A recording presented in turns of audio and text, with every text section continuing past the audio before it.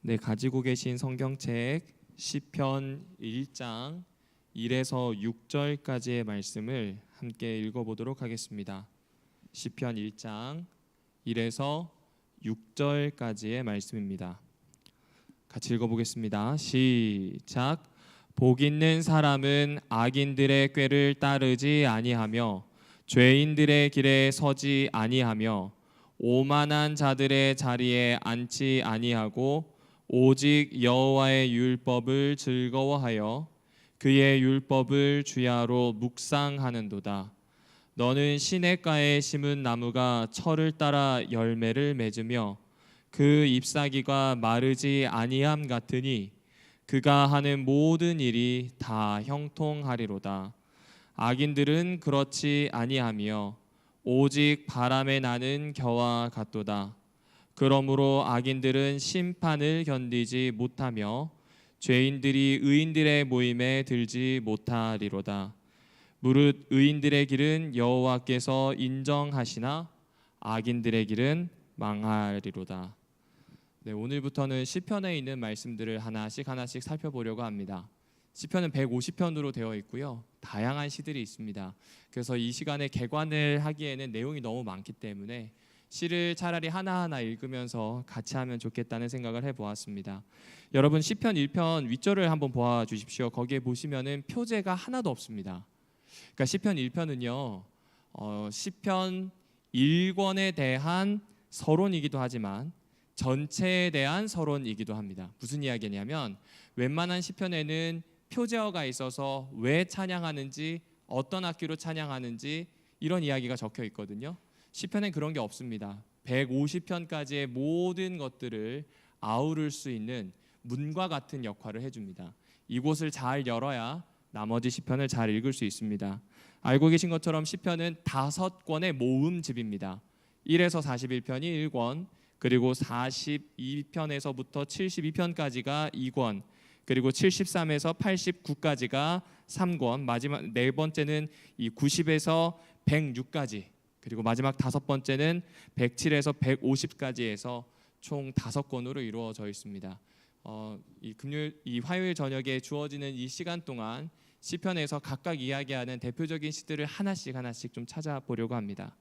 먼저 시편 1편은요 사실 짝꿍 시편이 있습니다. 만약에 시편이 119편까지만 있었다면요 시편 1편이랑 119편이 짝꿍입니다. 시작하는 이 머릿말도 비슷합니다. 시편 1편에는 복 있는 사람, 그리고 119편 1절에는 행위가 온전하여 여호와의 율법을 따라 행하는 자들은 복이 있다. 사실상 거의 비슷한 이야기로 시작을 하고 있습니다. 특히 율법이 지혜의 주된 길잡이 구실을 한다는 것을 둘 다 강조해주고 있습니다. 그래서 이 두 시편을요 따라해 보실까요? 토라 시편. 그렇죠, 토라 시편이라고 합니다. 앞으로 제가 사용하는 이 토라는 성경 전체를 뜻하는 게 아니라 시편 안에서는 모세오경을 뜻하는 걸로 이해해 주시면 됩니다. 그러니까 모세오경을 읽는 것, 모세오경과 관련되어 있는 시편이 바로 1편과 119편입니다. 특별히 1편은요 하나님의 가르침인 토라를 따라서 사는 의인의 삶, 그렇지 못한 악인들의 삶을 대조해 줍니다. 그런 맥락에서 이 1편을 조금 더 생각을 해보면 한 3가지 이미지로 볼 수 있습니다. 1절에서 3절까지는 조금 이따 더 자세히 설명드리겠지만 길입니다. 길. 말 그대로 눈앞에 보이는 걸을 수 있는 혹은 마차를 끌고 이 자동차가 다닐 수 있는 길에 대한 이미지입니다. 그리고 4에서 5절은요 추수기에 대한 내용입니다. 특별히 추수기에 의인과 악인의 모습을 나무와 겨로 이야기하고요. 마지막 6절은 다시 길에 대한 이야기를 하면서 어떻게 토라를 가지고 살아가야 할지에 대해서 이야기해주고 있는 시편입니다. 자, 그럼 다시 시편 1편을 보실까요? 여러분 1절을 보시면요 여기에 보시는 것처럼 이 복이라고 하는 말로 시작을 합니다. 맞나요? 그런데 6절을 보실까요? 무엇으로 끝나나요? 망이라고 하는 말로 끝납니다. 복으로 시작해서 망하는 것에 대한 이야기를 다 담고 있는 것이 시편 1편 혹은 1장에 대한 이야기입니다. 도대체 이 두 극단적인 이야기가 이 안에서 어떻게 펼쳐지는지, 어떤 기준으로 복과 망에 대한 이야기를 하는지 하나하나씩 좀 보도록 할게요. 여러분, 일반적으로 구약 성서를 읽으실 때 복이라고 하는 단어는 베레카입니다. 베레카는 축복, 예물, 바쳐진 향물에 대한 이야기입니다. 소유와 물건에 대한 이야기입니다. 그런데 이 시편에서 복 있는 사람 할 때 이 복은요, 베레카 혹은 베레크가 아닙니다. 아슈레 혹은 아슈레이라고 이야기합니다. 이 아슈레이는요, 여러분이 잘 알고 계시는 신명기 말씀과도 연결됩니다. 똑같은 글자거든요. 신명기 33장 29절에 이렇게 설명합니다. 이스라엘이여, 너는 행복한 사람이로다. 여호와의 구원을 너같이 얻은 백성이 누구냐라고 하면서 이렇게 시작을 합니다. 그러니까 여기에 나오는 복은 어떤 물건이나 아니면 예물에 대한 이야기, 축복에 대한 이야기가 아니겠죠. 쉽게 이야기하면 이 표현을 복 있는 사람은을 좀 우리에게 와닿게 환치시키면 이런 말이 되게 됩니다. 너는 참 좋겠다, 이 뜻입니다. 왜 친구들끼리 모였을 때 배우자가 참 괜찮으면 야, 너는 참 좋겠다. 그리고 친구들 중에 열심히 일해서 자신이 가지고 있는 경력이나 돈이 많아지게 되면 야, 넌 참 이제 좋겠다, 편해졌겠다라고 이야기하는 그런 이야기입니다. 그러니까 지금 이 축복에 대한 이야기는요, 이미 가지고 있는 것을 전제하는 감탄하는 표현입니다. 그러니 이 복은 어떤 소유에 대한 개념이 아니겠죠. 아슈레이라고 하는 이 표현은 쉽게 얘기하면 관계에 대한 이야기입니다. 그러니까 시편의 모든 복은요, 누군가와의 관계에서 일어나는 것입니다. 그래서 복은 소속의 문제가 되게 됩니다. 예를 들어 저는 그리스도인이라서 행복합니다. 넌 참 좋겠다. 너는 그리스도인이라서 라고 하는 표현 안에 나오는 것처럼 어떤 관계와 어떤 소속이 있느냐에 따라서 복에 대한 이야기를 할 수 있다는 겁니다. 여러분, 여기서 우리는 한 가지를 발견할 수 있습니다. 신앙은요, 소유와 행동의 싸움이 아니라는 겁니다. 신앙은 소속의 싸움입니다. 이미 복을 받은 사람이에요. 아슈레라고 표현하는 사람은 어떤 관계에 들어가 있는 사람입니다. 하나님과 어떤 관계에 들어가 있기에 너는 참 복되다라고 시편 1편의 저자가 이야기해 줍니다. 자, 그런데 난감한 현실이 있죠. 시편 1편 1절에 이 뒤에 부분에 보게 되면 악인들이 등장해요. 악인들이 등장해서 무언과 꾀를 냅니다. 죄인들이 등장합니다. 잘 가고 있는 사람을 멈추어 세웁니다. 오만한 사람들, 비방꾼들 혹은 구경꾼들이 등장합니다. 이 사람들은 억지로 앉힙니다. 그러니까 분명히 하나님과의 관계 안에서 복된 삶을 누리고 있는 이 사람에게 악인과 죄인과 오만한 사람들이 찾아와서 가만히 두지 않는 모습입니다. 그러니 이 시편 1편 1절을 통해서 알 수 있는 것은 복되다 혹은 넌 참 좋겠다라는 이 복 있는 사람은 세상과 동떨어진 산이나 광야에 있는 사람이 아니라 현실과 참으로 맞닿아 있는 사람이다라고 보아주시면 됩니다. 자, 그럼 도대체 이 복 있는 사람이 난감한 현실 안에서 어떤 관계를 맺었기 때문에 복이 있다고 했을까요? 여러분, 제일 첫 번째로 나오는 이야기가 악인들의 꾀를 따르지 않는다고 합니다. 그리고 세 가지가 나오죠. 죄인들의 길에 서지 않는다고 이야기합니다. 오만한 자들과 함께 앉지 않는다고 이야기합니다. 그 중에 악인들의 꾀를 따르지 않는다 할 때 이 꾀는요, 찾아보니까 조언이나 아니면 계획이라고 하는 글로 많이 나오더라고요. 그래서 저도 처음에는 이걸 지난번 설교할 때는 저도 그런 줄 알았어요. 그런데 살펴보니까 이 꾀라고 하는 단어에서 참으로 많은 비중을 차지하는 저기 파란색 큰 거 보이시죠? 하나님의 계획이에요. 하나님께 물어야 하는 계략에 대한 이야기입니다. 마치 군대가 있다면 장수가 자신의 진을 펼치기 전 책사에게 묻는 것처럼 응당해야 하는 하나님을 찾는 것에 대한 이야기가 여기에 들어있는 겁니다. 그러니 악인들의 꾀는 반대로 이야기하면 하나님을 찾아 묻지 않는 태도에 대해서 이야기하는 겁니다. 이 부분에 대해서 로베르트 슈페만이라고 하는 목사님은 이렇게 표현했습니다. 묻지 않는 모든 태도가 꾀에 빠지는 시작점이다. 그리고 무엇이라고 이야기하냐면 묻지 않는 그 근원에는 탐욕이 있다. 그러니까 하나님께 묻지 않는 건 내 욕심과 내가 앞서기 때문에 안 묻는다는 거예요. 그러면서 뭐라고 이야기하냐면 하나님이 부재하실 때 이런 시험들이 찾아온다고 표현합니다. 그러니 하나님을 무시하거나 하나님이 없다라고 생각할 때 사람들은 하나님께 묻지 않는다는 겁니다. 그것이 바로 악인들의 깨와 연결되어 있는 구절입니다. 하나님을 부정하거나 하나님이 없는 것처럼 살며 하나님을 구하지도 묻지도 않는 태도. 그래서 하나님에 대해서 전혀 생각하지 않고 자기 길을 당하는 태도가 악인들의 태도라고 되어 있습니다. 저는 여기서 따르지 않는다라고 했을 때 지적인 동의거나 아니면 yes라는 대답을 요구하는 줄 알았어요. 그런데 이것도 원어를 찾아보니까 걷는다는 표현입니다. 여러분 아까 말씀드렸던 것처럼 시편 1절에서 3절은 걷는 것, 길에 대한 이야기입니다. 악인들을 따라 걷지 않고 죄인들을 따라서 그 길에 멈춰 서지 않고 오만한 자들을 따라서 그 길에 앉지 않는 겁니다. 길과 관련되어 있는 이야기를 해줍니다. 쉽게 말해 시편은 인생길에 대해서 이야기해 줍니다. 크리스토퍼 애쉬라고 하는 목사님도 이 부분에 대해서 이렇게 설명했어요.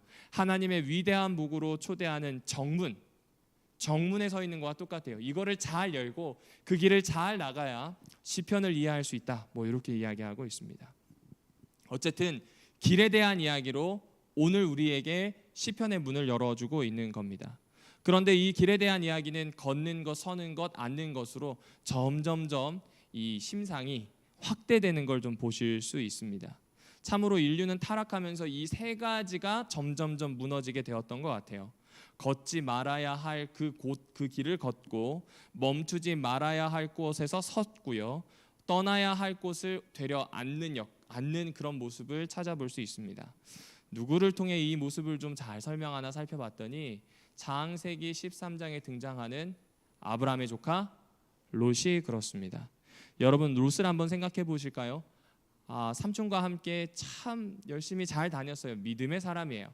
비록 삼촌과 다르게 간접적으로 하나님을 만났지만 최선을 다해 삽니다. 그런데 창세기 13장에서 보니 이 두 집안에 있는 소유물들, 가축들이 늘어나게 돼요. 목동들끼리 싸우게 되고요. 분명히 친척들인데 얼굴을 붉히는 일이 자주 발생하게 됩니다. 그래서 참으로 애석하지만 이제 우리는 헤어져야 되겠다 결심을 하게 됩니다. 아브라함은 자기가 연장자이기 때문에 먼저 선택할 수 있는데 롯에게 양보합니다. 자, 양당 간에 결정하자. 너도 우리 상황 잘 알지? 이쪽으로 가게 되면은 소돔과 고모라 땅이고 저쪽으로 가게 되면 아무도 가지 않았던 헤브론 땅이다. 어디로 갈래? 롯이 참 보니 이 헤브론에 있는 산지보다는 확실히 여호와의 땅 같고 애굽 땅 같은 소돔과 고모라가 좋아 보입니다. 이때 롯은요.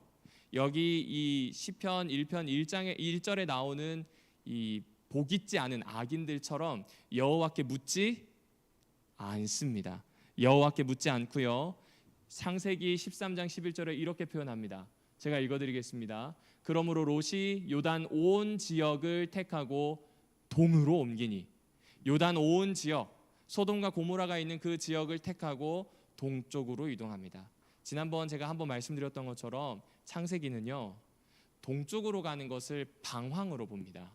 동쪽으로 가는 것을 하나님과 멀리 떨어지는 길로 봅니다. 왜냐하면 제일 처음 인류의 조상들이 에덴 동편으로 나와서 노 땅, 방황의 땅으로 들어갔기 때문에 그렇습니다.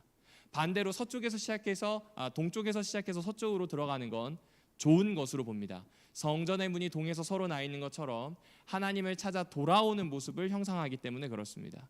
하나님을 무시하고 묻지 않았던 롯은 자기 갈 길을 갑니다. 그렇죠? 악인들의 모습과 똑같습니다. 그런데 어디까지 가는가? 12절에 봤더니 그 장막을 옮겨 소돔까지 이르렀다고 표현합니다. 저는 사실 소돔에 들어갔다고 생각했거든요.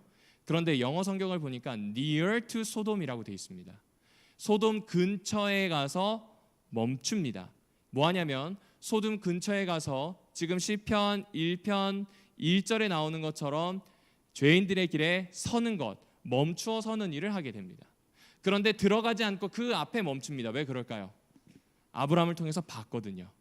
아브라함을 통해서 봤어요. 내가 환경이 좋아서 왔지 소돔과 고모라의 제약에 빠지러 온 게 아니에요. 그래서 멈춘 겁니다. 그래서 이 사람은 거기에서 최선을 다해 삽니다. 몇 번의 어려움을 겪다가 결국에는 이 사람은 소돔에 거주하게 됩니다. 이제 오만한 자들과의 자리에 앉는 것처럼 소돔 안에 살게 됩니다. 그런데 그냥 살지 않습니다. 19장 1절에 보면 이렇게 표현합니다. 같이 읽어보실까요? 시작. 저녁 때에 그 두 천사가 소돔에 이르니 마침 롯이 소돔 성문에 앉아 있다가 그들을 보고 일어나 영접하고 땅에 엎드려 절하며. 멈추어 섰던 곳은 소돔 근처였는데 완전히 주저앉은 곳은 소돔 아니었습니다. 소돔 안에서도 성문 앞에 앉아 있습니다. 성문 앞에 앉아 있다는 뜻은 유명한 사람 혹은 유지, 지도자란 뜻입니다. 이방인이고요.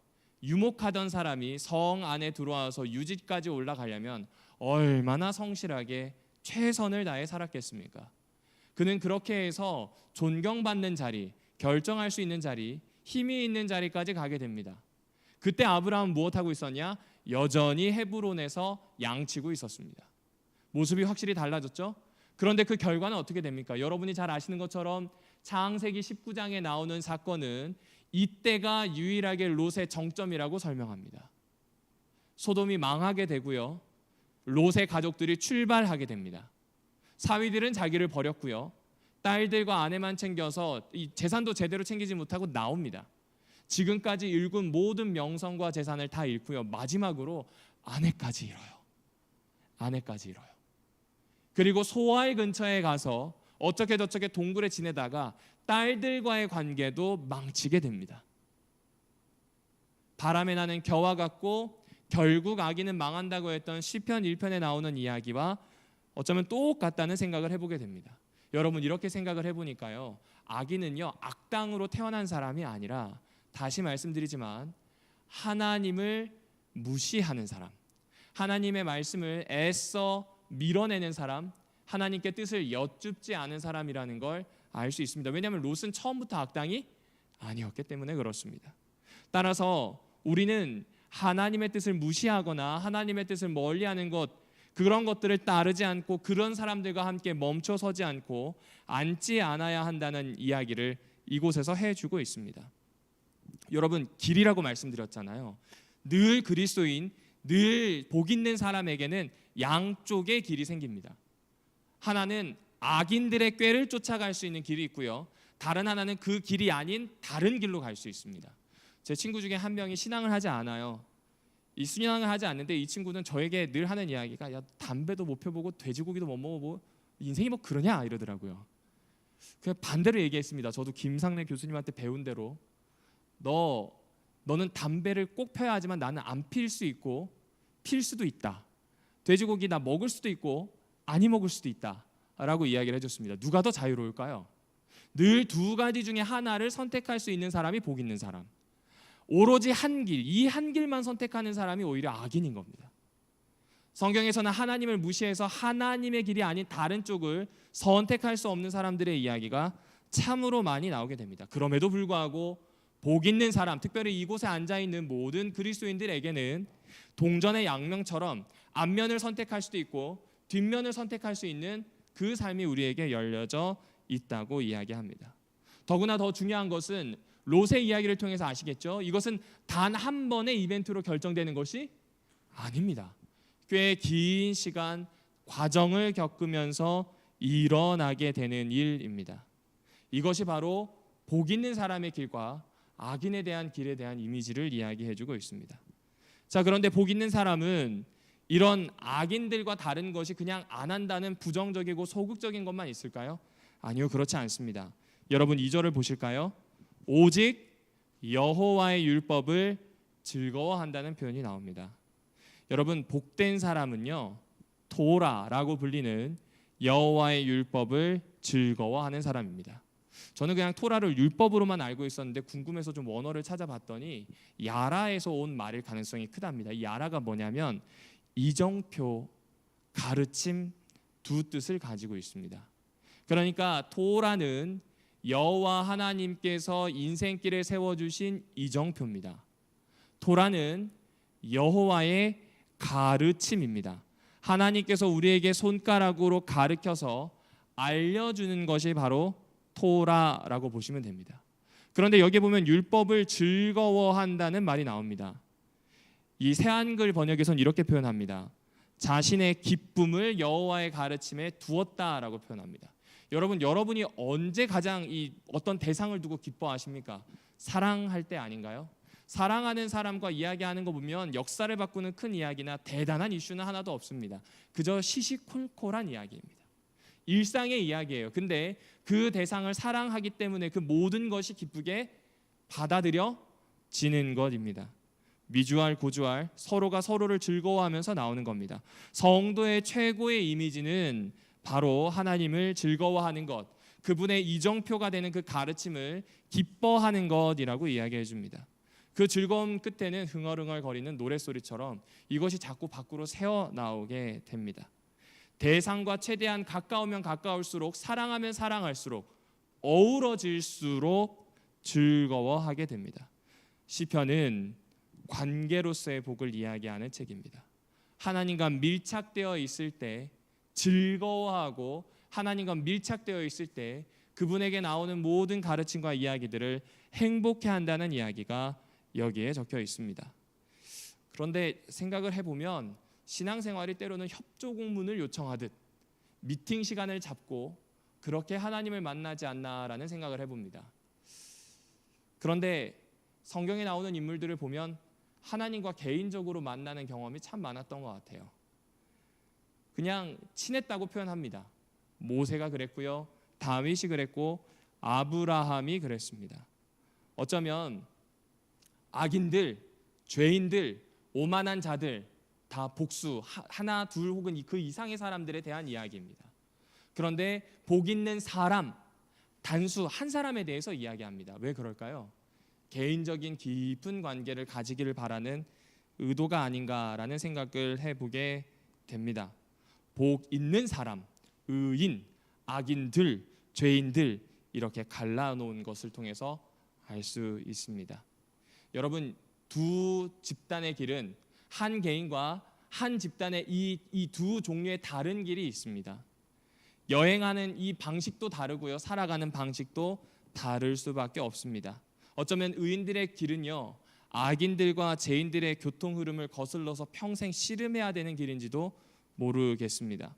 그러나 그럼에도 불구하고 그 홀로 가는 길이라 할지라도 그것이 더 아름답고 좋은 길이라고 이야기해 주고 있습니다. 아브라함이 그러했습니다. 아브라함은 많은 사람들이 가는 길, 누구나 갔던 조상의 길을 포기했습니다. 수세식 화장실을 이용할 수 있었고 평생 보장되어 있는 직장이 있었는데 그곳을 떠나 복 있는 사람으로 명하신 여호와를 쫓아가게 됩니다. 텐트를 치고 사는 일이 쉽지 않았습니다. 이것이 그가 했던 첫 번째 포기이자 과감한 결정이었습니다. 그리고 그는 또 한 번의 포기를 사실상 당하게 됩니다. 역시 이 사람은 여호와께 선택을 받았음에도 불구하고 한 번의 실수가 있었습니다. 이집트로 갈 때 묻지 않습니다. 먹고 살 길이 막막하여 이집트로 갔었는데 결국은 여호와의 손길에 의해서 다시 가나안으로 돌아오고 다시 채워주시는 하나님을 만나게 되었습니다. 그 개인이 여호와를 만나는 연습을 통하여 점점점 복 있는 사람으로 바뀌어 갔다는 겁니다.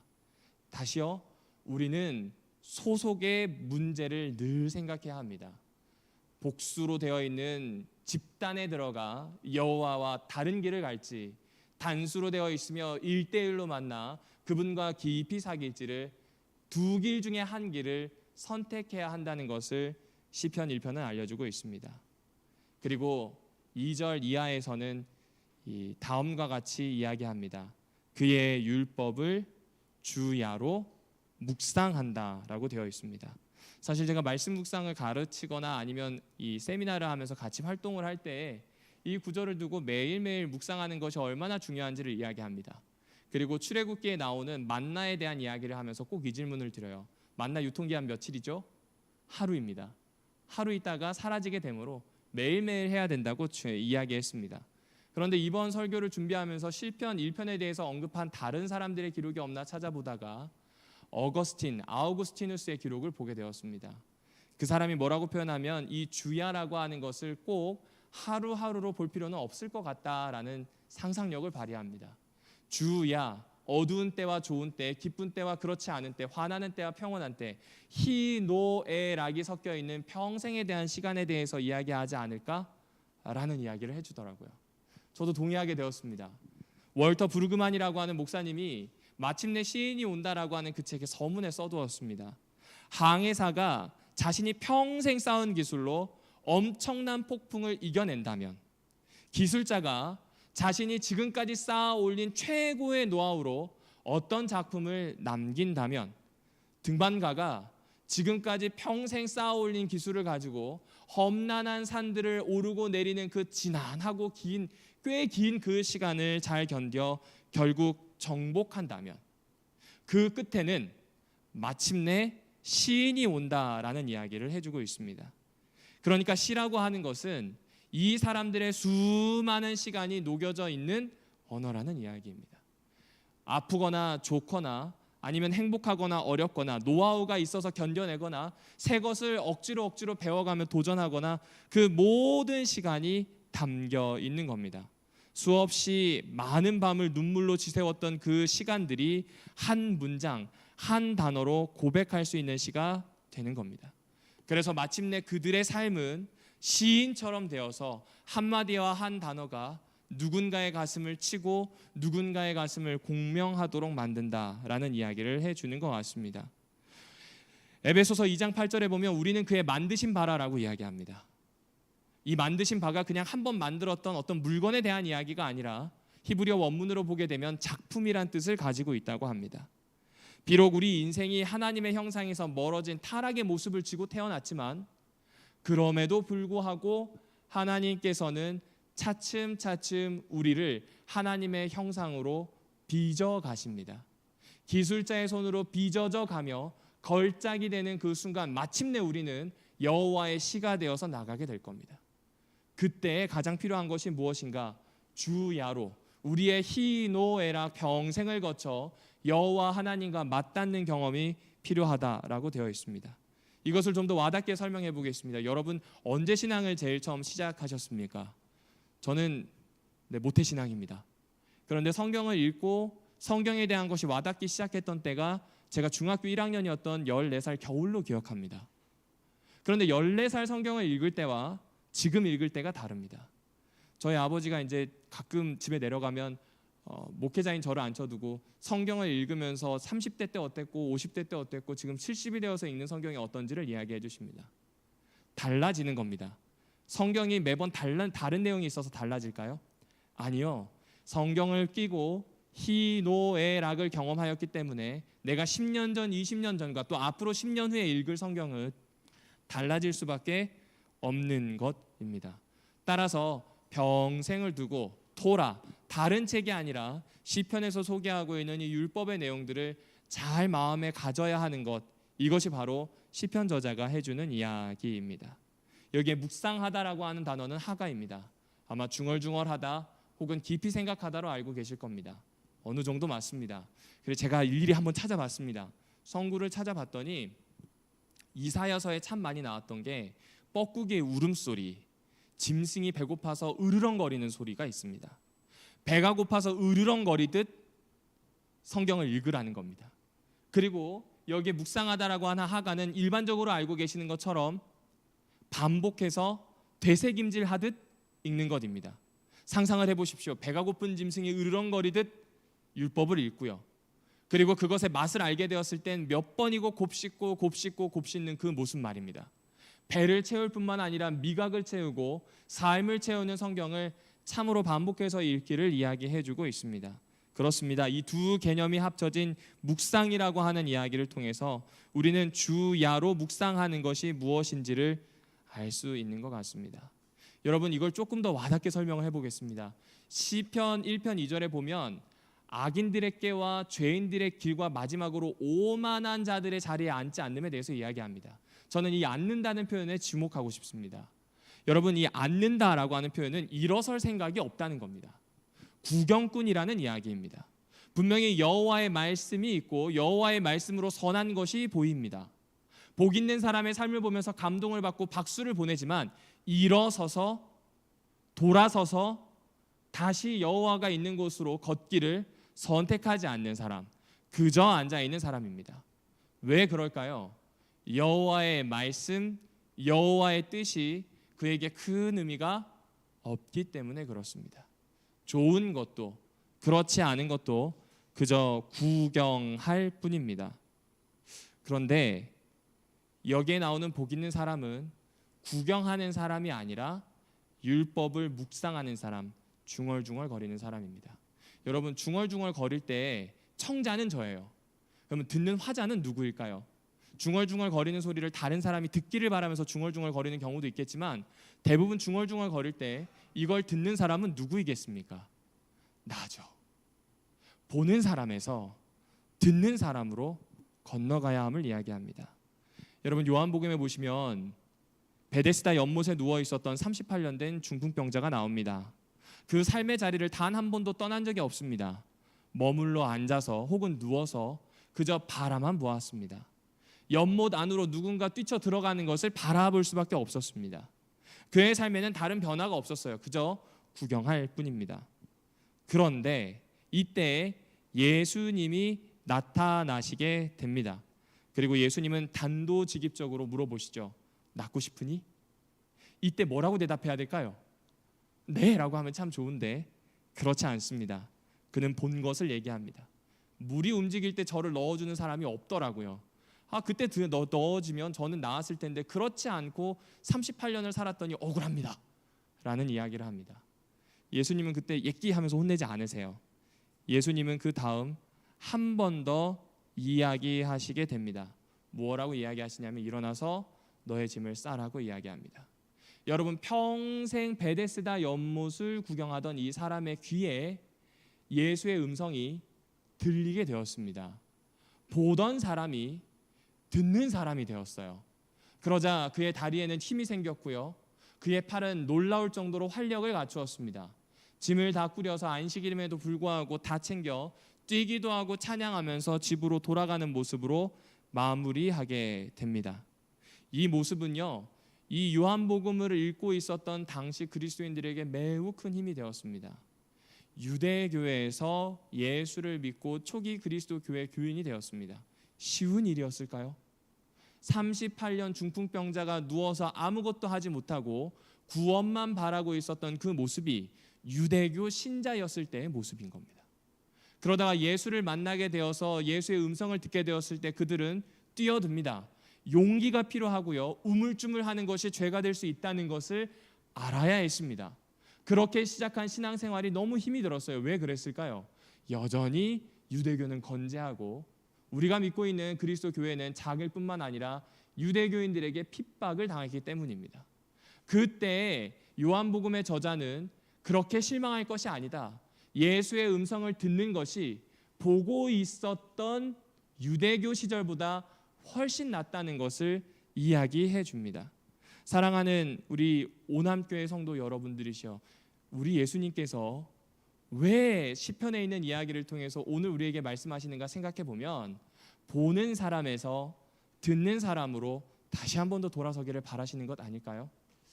한 번은 제가 다른 교회에 있을 때 예배를 보러 간다는 표현을 많이 했습니다.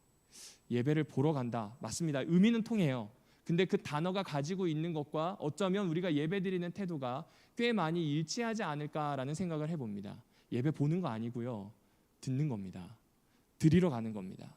안식일을 지킨다고 표현합니다. 지키는 것 안에서도 우리는 금지되어 있는 조항들과 해야 되는 것, 하지 말아야 되는 조항들을 보는 것 같습니다. 그러나 신약에서는 안식일은 사람을 위해 있다고 표현합니다. 안식일의 주인이 예수이니 예수의 뜻에 맞도록 안식일을 함께 지켜보지 않겠냐는 그 목소리를 우리에게 들려주고 있습니다. 따라서 신앙을 하면서 우리가 보고 있는 것들을 듣는 쪽으로, 들었다면 곱씹는 쪽으로, 삶을 살아내는 쪽으로 가야 하는 도전이 우리에게 있는 것 같습니다. 왜냐하면 복이 있는 사람은 더 이상 보는 것에 멈추지 않고 듣는 사람이 되기 때문입니다. 복이 있는 사람은 하나님과의 관계를 분명합니다. 복수의 죄인과 악인들과의 관계가 아니라 단수이지만 하나님과 정말 깊고 사적이며 친밀한 관계를 갖습니다. 그걸 구체적으로 말씀드리면 보는 사람에서 듣는 사람으로, 반복하여 읊조려 듣는 사람으로 옮겨가는 것을 이야기합니다. 이 모습을 소개하면서 3절에서부터는 이제는 이 추수와 열매에 대한 이미지로 넘어가게 됩니다. 일전에 저는 이걸 읽을 때마다 바람에 나는 겨, 그리고 심겨져 있는 나무, 생명이 있고 없고 이렇게 생각했습니다. 그런데 그것과는 조금 다른 이야기인 것 같아요. 여러분, 제가 이 시냇가라고 하는 본문을 잘못 읽었었어요. 시냇가를 진짜 말 그대로 개울이나 하천으로 생각했습니다. 그런데 개울이나 하천은요, 비가 안 오면 말라버립니다. 여기에 나오는 이 시냇가 혹은 물가로 표현되는 이 말은 히브리어로 펠레그입니다. 펠레그는 인공수로입니다.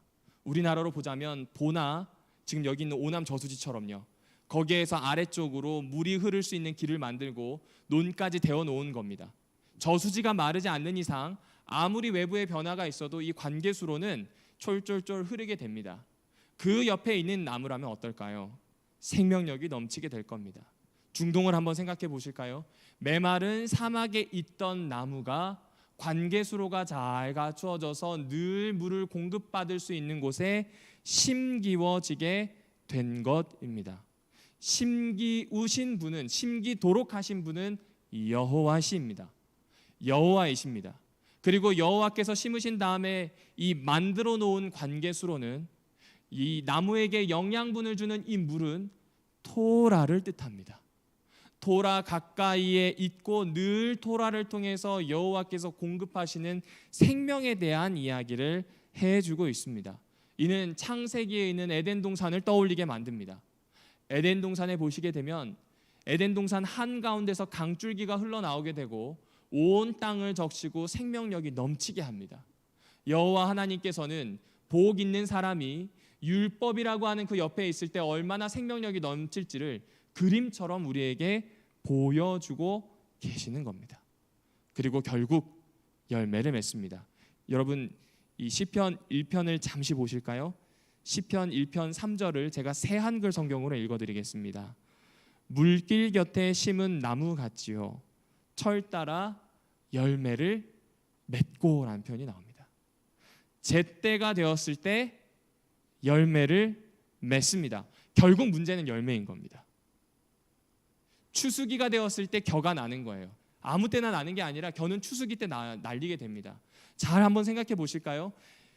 옛날 고대 이스라엘 사람들이 추수할 때는 소로 된 수레를 끌고 갔습니다.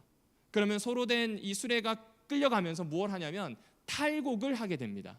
타작마당에서 탈곡이 끝나면 여인과 남자들이 다 어울려서 무엇을 하냐면 키질을 하기 시작해요. 무거운 알곡은 떨어지겠지만 가벼운 겨는 날려가서 사라지게 됩니다. 무거운 알곡은 곡간에 들여지게 되지만 겨는 바람에 날려 어디 갔는지도 모르게 사라지게 됩니다.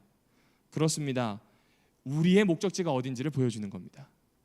율법의 옆에 있어서 결국 열매를 맺어야 하는 이유가 무엇인지 보여줍니다. 그것은 의인들이 여호와의 곡간에 들여져야 되기 때문에 그렇습니다. 이를 시편 1편 5절에서는 의인들의 모임, 회중이라고 표현합니다.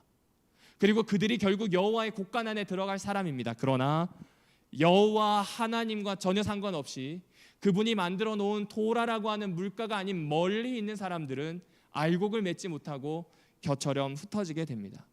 어쩌면 이곳에서 비웃던 오만한 자들에 대한 이야기를 한 번 더 해볼 수 있을 것 같습니다. 여러분, 알곡과 가라지의 비유를 기억하시나요? 원수가 와서 알곡이 가득한 그 밭에 가라지를 뿌리고 떠나게 됩니다. 주인은 그 이야기를 듣고 가라지와 피를 뽑기를 선택하지 않고 그대로 둡니다. 왜 그랬을까요?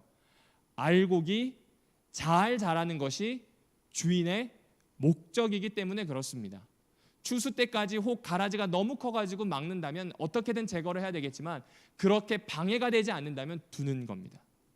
복 있는 사람, 의인 한 사람 옆에 악인들과 죄인들과 오만한 사람들이 가라지처럼 있을 겁니다. 이것은 여호와 하나님이 사랑하지 않기 때문에 내버려 두신 것 아닙니다. 오히려 사랑하시기 때문에 이것이 있다 할지라도 알곡이 잘 자라도록 여전히 함께 하시며 돌보실 것을 보여주고 있습니다. 왜냐하면 여호와께서는 물길을 대어주고 결국 그 물길 안에서 때가 되었을 때 열매를 맺는 것을 기대하시기 때문에 그렇습니다. 그래서 시편 1편 6절은 다시 길에 대한 이야기로 돌아오게 됩니다. 시편 1편 6절을 다시 한번 같이 읽어보겠습니다. 성경책을 보시고요. 시편 1편 6절입니다. 시작. 무릇 의인들의 길은 여호와께서 인정하시나 악인들의 길은, 그렇죠, 의인들이 그렇게 걷는 길은 하나님이 없는 것처럼 보이더라도 동행하신다는 겁니다. 알고 계신다는 겁니다. 이것이 바로 우리가 가져야 할 신앙의 대원칙임을 이야기해 줍니다. 여전히 토라를 읽어내고 살아내야 하는 이유가 뭔가? 옆에 계시다는 겁니다. 그 길을 걷고 있는 걸 다른 사람은 몰라도 하나님은 알고 계신다는 것을 이야기해 주고 있습니다. 여러분, 시편 1편은 6절까지 오면서 크게 두 가지를 우리에게 알려주고 있습니다. 첫 번째는 우리에게 복된 것, 행복한 것은 토라와 맺는 관계에서 나온다는 것. 두 번째는 행복의 목적지가 그분의 곳간에 들어가는 것. 이 두 가지를 우리에게 설명해 주고 있습니다. 이제 우리는 선택을 해야 합니다. 이제 우리는 어느 길을 걸을지를 생각하고 움직여야 합니다. 멈춰 서 있다면 다시 걷기를 시작해야 되고요. 앉아 있다면 구경꾼이 아니라 일어서서 홀로 되었다 할지라도 떠나야 하는 길이 있다는 것입니다. 시편의 저자는 우리보다 먼저 살았습니다. 그리고 먼저 살았고 토라를 묵상하는 것이 무엇인지를 알고 있었기에 그가 가지고 있는 시편 1편에 자신의 모든 인생을 마침내 시인처럼 써내려 오게 되었습니다. 그리고 우리에게 똑같이 이야기하는 거예요. 아슈레이 최선우, 너가 가지고 있는 복 넌 아직 잘 모르겠지. 네 손에 쥐어져 있는 그 토라가 복이다. 가까이 하여라, 들어라, 살아내라. 그것에서부터 하나님은 너를 의인의 곳간에 드릴 수 있는 모든 것을 갖추고 계시니, 무엇보다 하나님은 모두 알고 계시니 힘을 내어라. 아슈레이 최선우. 똑같은 이야기를 우리 성도들에게 시편 1편은 해주고 있습니다. 오남교회 성도 여러분들이시여, 이제 시편의 정문이 활짝 열렸습니다. 토라, 모세 오경입니다. 이 오경에 있는 내용을 자주 읽어주십시오. 읽고 거기에 있는 내용을 가까이 하여 여호와께서 주시는 양분을 받고 점점점 무럭무럭 자라나게 되기를 바랍니다. 그리고 무엇보다 우리의 가장 큰 목적지가, 우리가 앉아야 하고 멈춰 서야 하는 그 목적지가 여호와의 곳간임을 잊지 않고 승리하는 앞으로의 하루하루가 되시기를 바랍니다.